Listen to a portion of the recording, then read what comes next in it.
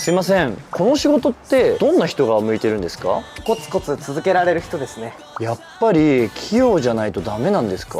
いや、器用さはそんなにいらないです。そうなんですか？最初から器用な人なんてほとんどいないですし、じゃあ何が一番大事なんですか？わからないことをちゃんと聞けることですね。なるほど。現場って毎日勉強なので、じゃあ逆に向いてない人は？すぐ諦める人かな。やっぱそこですか。最初は誰でも失敗するし、覚えることも多いです。確かに。でもそこでやめなかったら絶対成長します。じゃあ未経験でも大丈夫ですか？むしろ未経験の人の方が素直に吸収して伸びることも多いです。最後に一言お願いします。コツコツ続けられる人なら大歓迎です。コメント待ってます。